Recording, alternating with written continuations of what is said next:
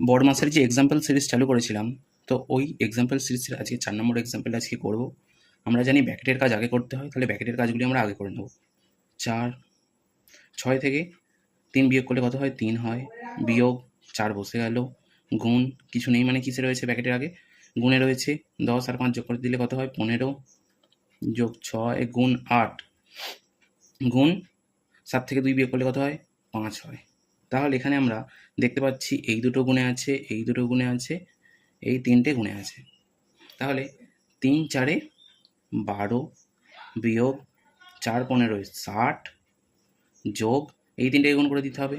তাহলে 5 8 40, 40 আর 6কে যদি আমরা গুণ করি 4 6 24 মানে হচ্ছে 240।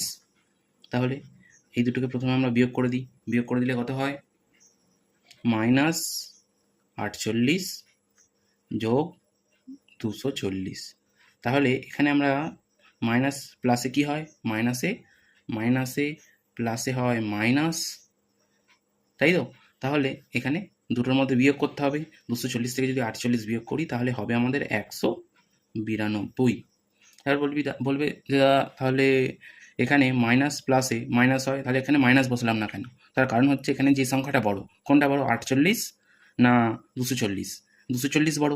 সেক্ষেত্রে 240-এর আগের কোন চিহ্নটা আছে সেটা আমাদেরকে দেখতে হবে। 240-এর আগে কী রয়েছে? প্লাস। তাহলে 192-এর আগে কী হবে? প্লাস হবে। বোঝা গেছে?